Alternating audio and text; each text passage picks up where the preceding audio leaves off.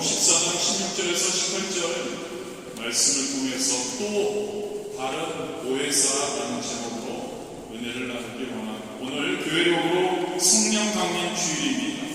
성령 강림은 기독교에서 가장 중요한 사건 중에 하나입니다. 그렇습니다. 예수님께서 십자가에 못 박혀 돌아가시고 부활하셨죠. 그리고 40일 동안 제자들과 함께 계시다가 승천하셨습니다. 그리고 그 예수님께서 제자들에게 예루살렘을 떠나지 말라고 당부하셨죠. 그리고 아버지의 약속하신 것을 기다리라고 말씀하셨습니다. 그 약속하신 분이 바로 성령님이십니다. 여러분, 어린아이는 부모님의 도움 없이 살아나갈 수 없습니다. 생존할 수 없습니다. 그 어린아이가 조금 자라서 학교에 가게 되면 선생님들의 도우심이 없이는 학교에서 배우는 지식을 습득할 수 없습니다. 그리고 더 자라서 결혼을 하게 되면 부부가 서로 돕는 대필로 제대로 살아가야 성공적인 인생을 살아갈 수 있습니다. 이처럼 그리스도인인 저와 여러분 신앙생활에서도 마찬가지입니다. 하나님께 보내심을 받아 우리를 돕기 위해서 우리와 항상 함께 계신 보혜사 없이는 불가능하다는 것이죠. 이 시간에 성경에서 말씀해주고 있는 보혜사에 대해서 한번 살펴보므로 은혜를 나누기 원합니다. 처음 보혜사가 있습니다. 그 보혜사는 바로 예수님이시죠. 아담 이후에 인간은 타락했습니다. 그 타락의 원죄에서 스스로 인간은 해방될 수 없습니다. 하나님께 그들은 쫓겨났습니다. 그리고 마귀의 노예가 되었죠. 죄의 종이 되었고 질병과 저주와 가난의 종이 되었습니다. 인간이요. 그리고 인간은 죽음과 절망의 종이 되었죠. 그래서 스스로는 벗어날 수 없는 거죠. 인간이 아무리 노력해도 아무리 발버둥 쳐도 소용이 없습니다. 로마서 3장 23절에 이렇게 말씀합니다. 모든 사람이 죄를 범하였음에 하나님의 영광에 이르지 못하더니 우리는 아무것도 할 수 없다고. 우리는 죄를 지었기 때문에 우리는 구원받을 수 없다는 이야기이죠. 그래서 우리는 도움이 필요한 것이죠. 그리고 하늘에서 우리의 아버지 하나님께서 도움의 손길을 보내주셨습니다. 2000년 전에 하나님이 세상을 이처럼 사랑하사 독생자 예수님을 보내주셨습니다. 이 예수님이 바로 처음 오신 보혜사이신 할렐루야 아닙니까 여러분? 저와 여러분을 위해서 저와 여러분을 도우시기 위해 처음 오신 분, 저와 여러분을 구원하시기 위해 오신 분, 바로 우리 예수님이십니다. 그리고 본문 16절에 보면 그 예수님이 말씀하십니다. 내가 아버지께 구하겠으니 그가 또 다른 보혜사를 너희에게 주사 영원토록 너희와 함께 있게 하리니. 그렇습니다 여러분. 예수님은 처음 보혜사이십니다. 그리고 성령님은 다른 보혜사이신 거죠. 즉 하나님께로부터 보내심을 받아서 저와 여러분을 돕기 위해서 저와 여러분의 곁에 계신 분이 바로 보혜사이신 것을 믿기 원합니다. 처음 보혜사 예수님은 이 세상에 오셨습니다. 저와 여러분을 돕기 위해서 목숨을 제물로 바치셨죠. 3년 반 동안 이 땅에서 가는 곳마다 예수님은 죄인들을 용서해 주셨습니다. 귀신을 쫓아내셨습니다. 그리고 인간들에게 자유와 해방을 주시고 병든 자를 치료해 주셨습니다. 가난한 자를 먹여 주셨습니다. 환난에 처한 자를 건져 주셨습니다. 죽은 자들을 살려 주시며 인간을 돕는 바로 보혜사이심을 확실히 우리에게 보여주셨죠. 그리고 그 그 예수님은 결정적으로 우리를 돕기 위해서 희생 제물로 십자가에 올라가셨습니다. 그렇습니다, 여러분. 죄를 지은 자는 죽어야 합니다. 그래서 예수님께서 저와 여러분, 죄인이 저와 여러분을 대신해서 제물이 되셔서 십자가에서 몸 지키시고 피 흘리시고 극한의 고통을 당하시면서 우리의 죄와 질병과 저주와 절망과 죽음을 청산하신 것이죠. 이처럼 예수님은 십자가 고난을 통해서 저와 여러분을 합법적으로 죄와 세상과 병과 저주와 사망에서 해방시키셨음을 믿으시기를 바랍니다. 그리고 감사하시기를 바랍니다. 우리의 보혜사, 첫 번째 보혜사, 로마서 8장 1절 2절이죠. 그러므로 이제 그리스도 안에 있는 자에게는 결코 정죄함이 없나니 이는 그리스도 예수 안에 있는 생명의 성령의 법이 죄와 사망의 법에서 너를 해방하였으니 저와 여러분을 예수 그리스도께서 해방해 주셨음을 감사하시기를 바랍니다. 십자가입니다, 여러분. 십자가는 저와 여러분의 해방의 원천이 됩니다. 십자가 앞에 나아가면 우리는 죄에서 해방받는 줄 믿습니다. 아멘. 십자가 앞에 나아가면 우리는 세상과 마귀에게서 자유를 얻는 줄 믿습니다. 십자가 앞에 나가면 질병에서 고침을 받습니다. 저주에서 노연함을 받는 줄 믿습니다. 십자가 앞에 나가면 사망에서 해방을 얻게 되는 줄 믿습니다. 얼마나 놀라운 복인가요, 여러분. 보혜사 예수님께서 십자가의 은혜를 통해서 우리에게 주신 것이죠. 우리가 잘 아는 강처왕 카네기가 있습니다. 이분은 구원의 예수님의 구원의 십자가 은혜에 대해서 이렇게 말합니다. 빛은 다 갚을 수 있지만 우리가 받은 이 예수님의 십자가의 은혜는 영원히 갚지 못한다고 이야기를 하죠. 신학자 칼바르트는 또 이렇게 이야기합니다. 나는 공짜로 받았지만 하나님은 엄청난 값을 지불하신 것이 바로 예수님의 십자가의 은혜라고 말씀하고 있습니다. 그렇습니다, 여러분. 은혜입니다.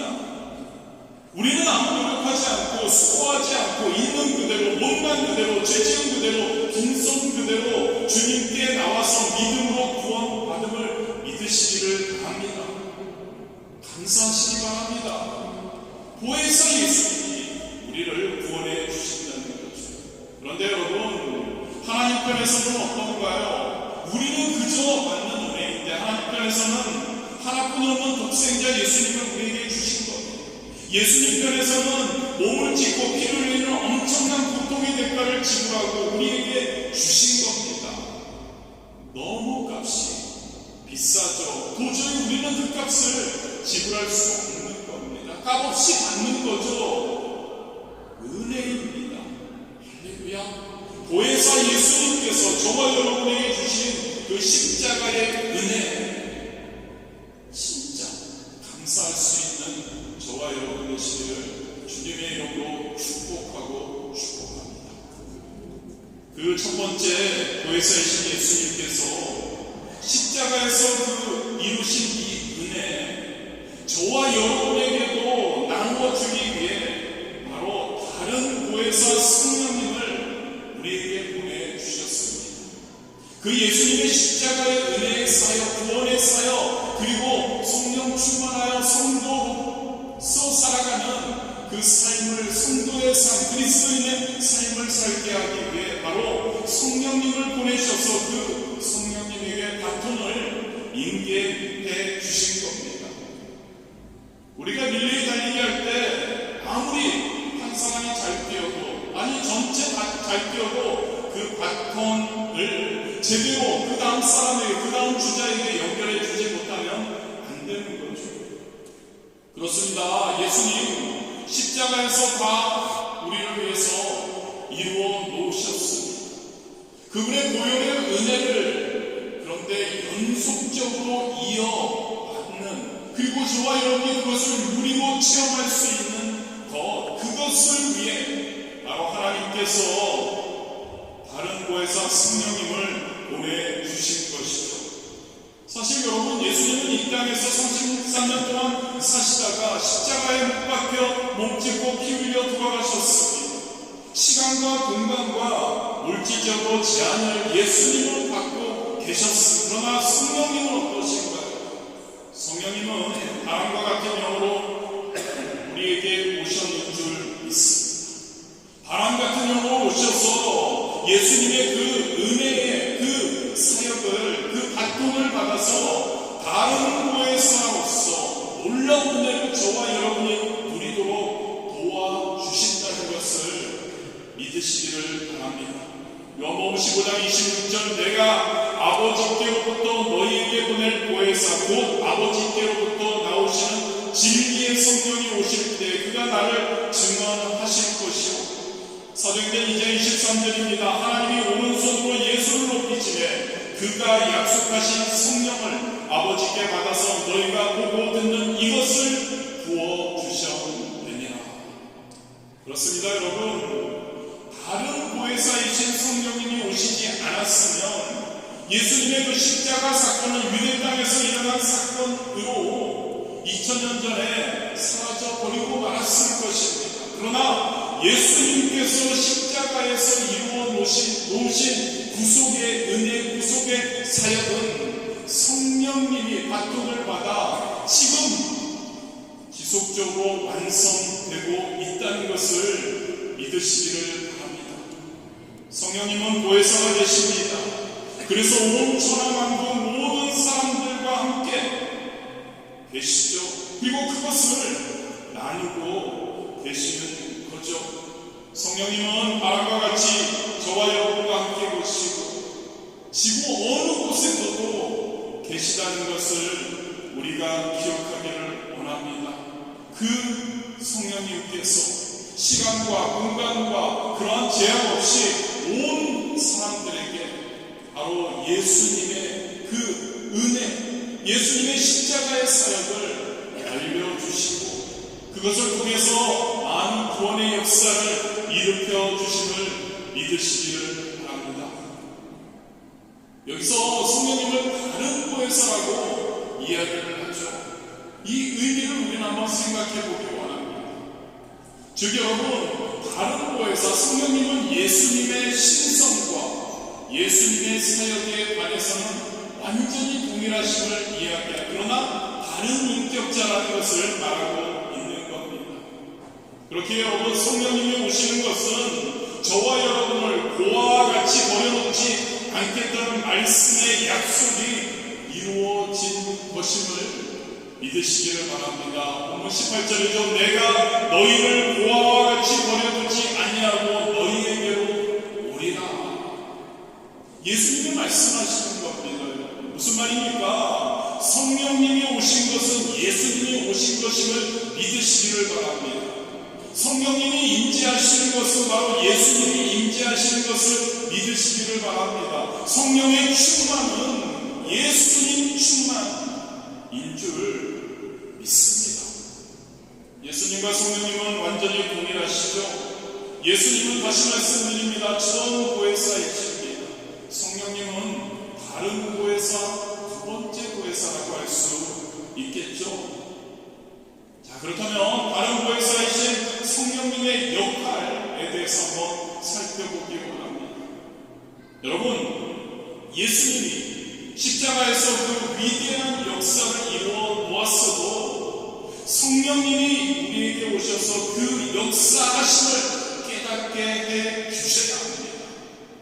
호세아 선지자가 이렇게 이야기하죠. 내 백성이 지식이 없어서 망한다. 무슨 말인가요, 여러분? 깨닫지 못하면 믿을 수 없고 알지 못한다는 이야기입니다. 그렇습니다, 여러분. 캄캄한 밤에 물건을 찾으려고 방안을 아무리 찾아다녀도 우리가 그 물건을 깜깜하기 때문에 찾을 수 없음. 그러나 전등불을 켜면 바로 그 물건을 찾을 수, 발견할 수 있는 거죠.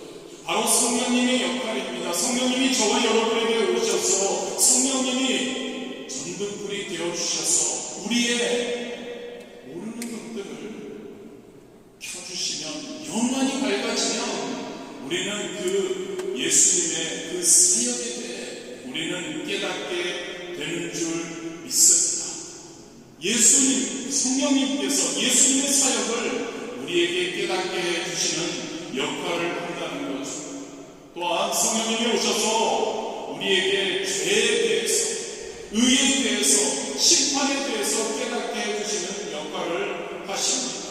죄가 뭐죠, 여러분? 죄는 예수님을 믿지 않는 겁니다. 의는 바로 예수님이십니다. 유일하게 의로운 하나님의 아들 예수님. 마귀가 심판받았고 저와 여러분도 나중에 하나님 앞에서 심판을 받게 된다는 이 진리, 이것을 성령님께서 깨닫게 주시는 거죠.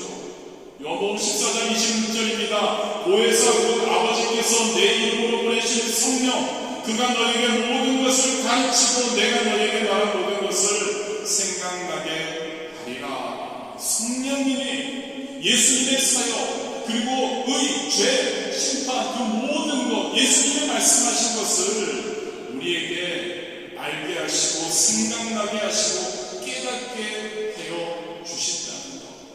우리의 힘으로는 불가능하다는 것이죠. 또한 성령님은 우리에게 그러한 것들을 깨닫게 하실 뿐만이 아니라 우리 마음에 은혜를 주셔서 믿도록 만들어 주신다는 것을 기억하기를 원합니다. 우리 주변에 보면은 가끔 아무리 여러 이야기를 하고 이해를 시키려고 하고 권면을 해도 안 믿는 사람, 안 믿어지는 사람, 그들도 답답해 하는데요. 그런 사람들이 있습니다. 그때 여러분, 성령님께서 감동을 그에게 주시면 쉽게 마음속에 믿어지는 역사가 일어나는 거죠.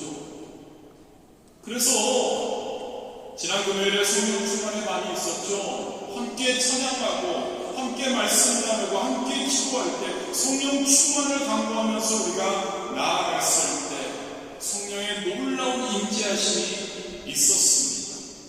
이런 곳에 함께 할 때 여러분 쉽게 마음문이 열리고 믿음이 들어오게 된다는 것을 기억하시기를 바랍니다.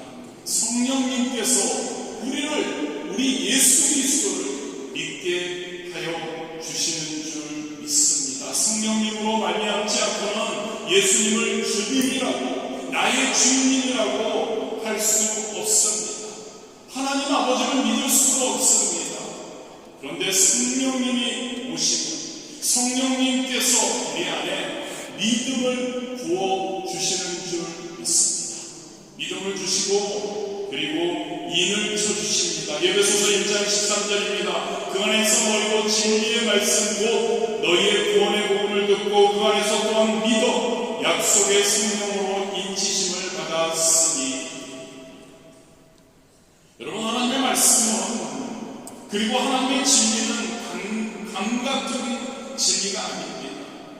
우리가 눈으로 보고 귀로 듣고 냄새 맡고 맛보고 만지고 이성적으로 깨달아서 아는 것이 하나님의 진리가 아닙니다. 하나님의 진리는 하나님의 말씀을 통해 계시적인 진리라는 것을 믿으시기를 바랍니다. 계시적인 지식이라는 겁니다. 성령님이 저와 여러분에게 계시를 주셔서 믿게 해 주시는 거죠. 우리의 마음으로 활짝 열게 되는 겁니다. 믿고 우리는 하나님의 자녀라고 인치심을 받게 되는 것이죠. 그리고 성령님의 역할은 저와 여러분의 안에 오셔서 놀라운 변화를 주심을 믿으시기를 바랍니다. 고린도후서 5장 17절도 그런즉 누구든지 그리스도 안에 있으면 새로운 피조물이라 이전 것은 지나갔으니 보라 새 것이 되었도다. 성령님께서 우리 안에 임하시면 우리 안에 놀라운 변화 일어나는 줄 믿습니다. 성령님은 바람같이 저와 여러분에게, 불같이 저와 여러분에게 임하시죠. 모든 우리의 혼탁한 것들을 몰아내어 주십니다. 한국에는 황사 때문에 굉장히 고생합니다. 프랑스도 이파리도 만만치 않습니다. 가끔 사하라 사막에 그 황사라고 해야겠죠. 그 먼지 때문에, 그 모래 때문에 굉장히 힘들어합니다. 그런데 여러분, 그것이 올 때 바람이 불어버리면 그것이 다 사라지고 맑아진다는 것을 우리가 압니다. 성령님께서 바람같이 임하셔서 저와 여러분의 마음 가운데 있는 황사나 사라 그 모래 같은 것들을 깨끗하게 다 없애주시는, 변화시켜 주시는 줄 믿습니다. 바람으로 저와 여러분의 생기를 채워주시고 불과 같이 성령님께서는 임하셔서 저와 여러분 안에 있는 모든 더러운 것들을 태워주시는 줄 믿습니다. 우리의 마음을 뜨겁게 만들어 주시고 저와 여러분에게 새로운 하나님의 능력을, 에너지를 공급해 주시는 거죠. 할렐루야. 성령님으로 우리는 변화되는 겁니다. 그리고 성령님이 오시면 저와 여러분에게 아름다운 열매를 맺게 해 주시죠. 우리가 너무나 잘 아는 갈라디아서 5장 22절 23절에 성령의 9가지 열매죠. 사랑과 희락과 화평과 오래 참음과 자비와 양성과 충성과 온유와 절제, 이러한 아름다운 성령의 열매를 맺게 해 주십니다. 성령님께서 오시면, 그리고 그 열매를 통해 우리가 하나님께 영광 올릴 수 있게 해 주심을 믿으시기를 바랍니다. 성령님은 또한 저와 여러분에게 능력을 주십니다. 저와 여러분은 하나님을 믿지만 성령 충만하기 전에는 어린아이 같죠. 기도에도 힘이 없고 전도에도 힘이 없고 신앙에도 능력이 없고 삶에서 그리스도인의 능력을 우리가 가지고 있지 않기 때문에 세상 사람들과 크게 다르지 않게 살죠. 그런데 성령, 능력, 도와주시는 보혜사 성령님이 우리 안에 충만하시면 우리에게 능력을 주시는 줄 믿으시기를 바랍니다. 우리에게 은사를 주신다는 겁니다. 지혜의 말씀의 은사, 지식의 말씀, 영분별, 방언 통역, 예언, 믿음, 기적, 병 고치는 은사를 주셔서 저와 여러분이 능력 있게 그리스도인으로서 하나님의 역사가 우리의 삶 가운데 나타나게 해 주시는 줄 믿습니다. 성령님은 또한 우리의 생활을 끊임없이 인도해 주십니다. 그분의 역할입니다. 그분은 우리에게 보혜사로 오셨죠. 우리와 함께 하십니다. 우리를 도와주시죠. 언제나 저와 여러분이 성령에 충만하고 성령님께 여쭈고 우리가 나아갈 때 우리에게 해야 할 일, 하지 말아야 할 일, 가야 할 곳, 가지 말아야 할 곳을 분별할 수 있도록 만들어 주신다니까 성령님의 역할인 줄 믿으시기를 바랍니다. 그리고 성령님은 우리를 늘 위로해 주십니다. 오늘날 많은 사람들이 이 광야 같은 세상을 살아가면서 얼마나 슬픔으로 몸부림치고 있나요? 얼마나 많은 사람들이 우울증에 걸려서 고통 가운데 있나요? 그런데 여러분, 성령님이 오시면 성령님이 우리를 위로해 주십니다. 성령님이 저와 여러분에게 하나님의 평강을 부어 주시는 겁니다. 할렐루야. 하나님의 평강이 우리 2024년 교회 표어죠. 성령 충만하여 하나님의 평강으로 우리의 마음과 생각을 지키자이죠. 할렐루야.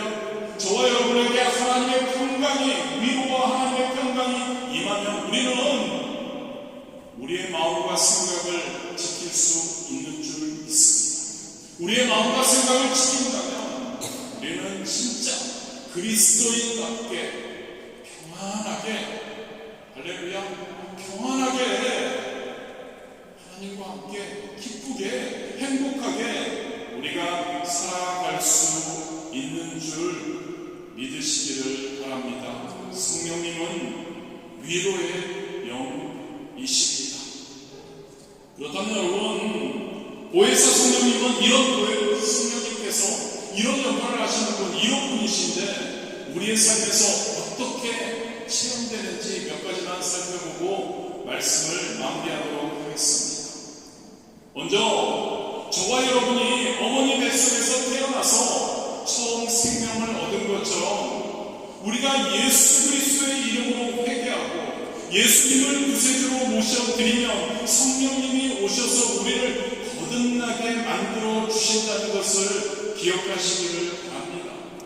이것은 혈통으로나 육정으로나 사람의 뜻으로 나지 않고 하나님 아버지께로부터 태어나는 것임을 믿으시기를 바랍니다. 즉 하나님 아버지의 성령님이 우리 안에 들어오시기에 우리가 하나님을 아버지라고 부를 수 있는 겁니다. 거듭났다는 거죠. 자녀가 되었다는 거죠. 할렐루야. 우리가 예수 그리스도를 믿고 성령님께서 우리 안에 임하실 때, 성령 침례가 임할 때 우리는 하나님을 나의 아버지라고 부를 수 있는 그러한 체험이 우리에게 일어나는 줄 믿으시기를 바랍니다. 옛날에 아주 옛날입니다. 아내를 업신여기는 교수 남편이 있었다고 합니다. 하루는 목사님이 그 집에 신방을 가셨습니다. 그랬더니 그 남편들은 교수님이 목사님에게 이렇게 얘기하기에, 목사님, 우리 집사람은 아무것도 모르는데 교회에 나가는데 기도한다고 아침마다 엎드려서 뭐라고 중얼거리는데 뭐라고 하는지 잘 모르겠어요. 저 교수잖아요. 학생들 데리고 농촌에 봉사 가서 그리고 많은 사람들 앞에서 연설을 하면 동네 사람들이 다 몰려와서 저의 스피치를 귀를 기울인답니다. 목사님, 제가 아무리 예수를 안 믿어도 우리 집사람보다는 기도를 잘할 것 같아요. 그래서 이 교수 남편을 그 목사님이 주일에 교회로 초대했습니다. 그리고 기도해달라고 부탁했죠. 그 교수는 땀을 뻘뻘 흘리면서 기도가 아닌 엉뚱한 연설만 했고 나중에 이렇게 고백했다고 합니다. 입이 딱 붙어서 한마디도 안 나오더라고요. 여러분, 자녀가 아닌데 하나님을 아버지라고 부를 수 없는 줄 믿습니다. 하나님의 영, 즉 성령님이 없으면 하나님을 아버지라고 부를 수 없다는 거죠. 할렐루야. 성령님이 오셔서 하나님의 자녀로 우리 마음속에 자녀로 인을 쳐 주셔야 우리는 하나님을 아버지라고 진실되게 부를 수 있다는 것을 믿으시기를 바랍니다. 저와 여러분이 하나님 기도할 때 하나님께 아버지라고 외칠 수 있다는 것, 바로 성령님께서 우리 안에 거하시며 우리 하나님 아버지를 아버지로 고백하게 하여 주신다는 것을 믿으시기를 바랍니다. 다음에 성령님은 권능의 영으로 우리에게 채워주십니다. 이것을 성령 충만이라고 합니다. 오순절 마가다락방에 120문도가 한자리에 모여서 기도했죠. 갑자기 하늘로부터 급하고 강한 바람소리 같은 것이 집에 꽉 찼습니다. 불의 영같이 갈라진 것이 각 사람 머리에 있었다고 했습니다. 그들이 다 성령의 충만함을 받고 성령의 말하게 하심을 따라 다른 방언으로 말하기 시작했죠. 그렇습니다. 여러분, 성령 충만하면 방언을 말하고 하나님을 경외하게 됩니다. 그리고 놀라운 증거의 능력이 따라옵니다. 성령 강림 이후에 그동안에 무능력했던 그 제자들의 모습이 어땠나요? 기도의 능력이 나타났죠. 전도의 능력이 나타났죠. 베드로는 하나님의 말씀을 전할 때 3번이나 부인했던 그 베드로는 3,000명, 5,000명을 하나님께로 인도하는 놀라운 능력을 그는 나타냈던 것을 볼 수 있습니다. 저와 여러분의 삶에도 그래야 하지 않을까요? 성령 충만 받으면 저와 여러분의 삶 가운데, 저와 여러분의 신앙 가운데 그러한 시험이 있게 되기를 주님의 이름으로 축복합니다. 권능의 영이 여러분들에게 임하기를 원합니다. 여러분들의 기도에 능력이 있기를 원합니다. 여러분들의 복음을 전파하는데 놀라운 능력이 있어 많은 주변에 주도하는 영혼들을 하나님께로 인도하는 역사가 일어나기를 주님의 이름으로 축복합니다. 하나님이 드러나는 여러분들의 삶이 되시기를, 능력의 삶이 되시기를 주님의 이름으로 축복합니다. 그리고 성령님과 우리는 성령 충만하게 되면 우리는 성령님과 매 순간 인격적으로 교통하는 체험을 하게 됩니다. 하나님 아버지는 지금 어디에 계십니까? 하나님 보좌에 계시죠. 예수님은 보좌 우편에 계시고 성령님은 지금 이 땅에 와 계십니다. 성령님은 지금 우리와 함께 계시고 우리 안에 계시는 줄 믿습니다. 17절 말씀이죠. 본문입니다. 그러나 너희는 그를 알아니 그는 너희와 함께 거하시며 또 너희 속에 계시겠습니다. 그리고 여러분 기억했으면 합니다. 이 땅에 오셔서 저와 함께 하시고 우리 내 안에 계시는 그 성령님께서 그 성령님께서는 바로 인격자 되시는 성령님이심을 여러분 저와 여러분이 믿으시기를 진심으로 원합니다. 인격자 되시는 성령님이라는 거죠. 그렇기에 저와 여러분 그 성령님을 인격자로 우리는 대해야 합니다. 인격자로 그 성령님을 모셔드려야 합니다. 안 그러면 성령님이 섭섭해 하신다는 것이죠. 그래서 성령님을 항상 나의 하나님으로 인정하고 나의 삶에 모셔드리고 환영하고 모셔드리고 그 성령님께 의지하고 성령님과 매 순간 친교를 나누어야 되는 줄 믿으시기를 바랍니다. 저와 여러분 성도로서 무엇을 하든지 성령님이 나의 하나님 되십니다. 성령님이 나의 보혜사 되심을 인정합니다. 나의 삶에 성령님 환영합니다. 나의 삶에 나의 인생에 모셔드립니다. 성령님 그리고 의지합니다라고 고백하시기 바랍니다. 어디에 갈 때 성령님 나와 함께 가시죠. 할렐루야. 성령님이 영이십니다. 우리 곁에 계십니다. 우리 안에 계십니다. 우리와 함께 동행하십니다. 믿는 저와 여러분 되시기를 주님의 이름으로 축복합니다. 그 성령님과 함께 가는 겁니다. 성령님 함께 가시죠. 인격적인 대화를 하는 겁니다. 성령님 함께 하시죠. 성령님 저를 도와주옵소서. 성령님 저를 이끌어 주옵소서라고 우리가 할 수 있게 되기를 주님의 이름으로 축복합니다. 요한일서 4장 13절입니다. 그의 성령을 우리에게 주심으로 우리가 그 안에 거하고 그가 우리 안에 거하시는 줄을 아니니라.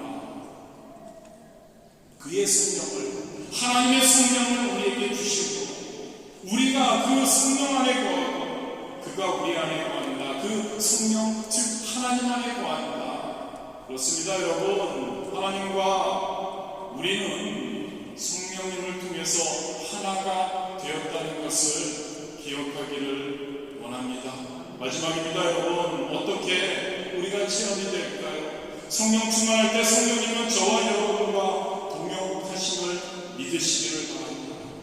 우리가 사업을 할 때 이런 경우가 있죠. 한 사람은 기술력이 되고 다른 한 사람은 자금을 내는 경우가 있습니다. 우리는 성령님과 함께 그리스도인으로 살아갈 때 우리는 우리의 몸을 성령님께서는 능력을 가지고 저와 여러분과 동역하시는 겁니다. 모든 일에 성령님께서 우리와 함께 하심을 믿습니다. 그래서 저와 여러분 모든 일을 할 때 성령님과 함께 하시기 바랍니다. 성령님과 의논하시기 바랍니다. 성령님과 소통하시기 바랍니다. 성령님과 함께 하자고 요청하시기를 바랍니다. 그때 성령님 하나님이시지 않습니까? 전능하신 분이시지 않습니까? 우리를 사랑하시는 분이시지 않습니까? 그 성령님께서 우리를 책임져 주실 줄 믿습니다. 저와 여러분의 인생을 이끌어 주실 줄 믿습니다. 저와 여러분은 이 땅에 고아와 같이 멀어져 있지 못하는 거죠. 여러분 얼마나 감사한가요? 예수님께서 십자가에 못 박혀 돌아가시면서 그래 너 이 십자가의 은혜를 믿어 그러면 너는 구원 받을 거야 라고 끝났다면 너무나 우리는 그 다음에 어떻게 합니까? 성령님을 우리에게 보내주셨다는 거죠. 우리의 연약함을 아시기 때문에 그래서 그 성령님과 함께 동행하며 믿고 거듭나고 그리고 함께 동역하고 그리고 진짜 하나님의 영광을 위해 살아가라고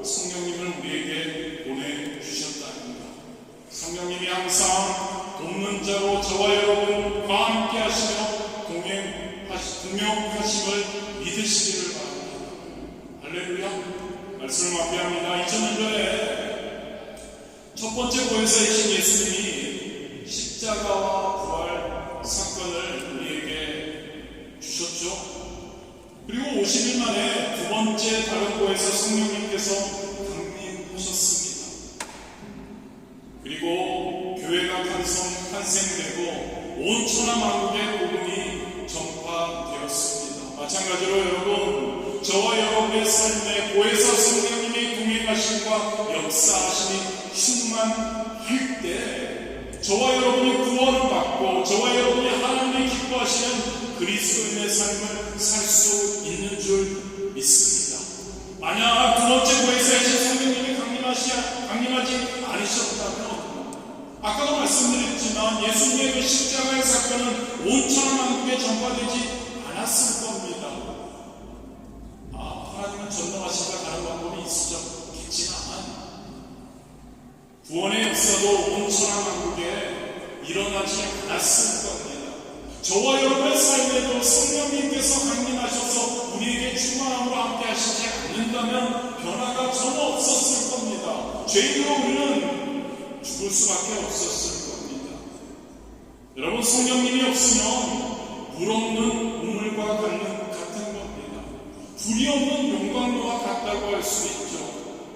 이 단어를 제가 준비하면서 찾지 못해서 네이버를 검색했는데 안고 없는 찐빵.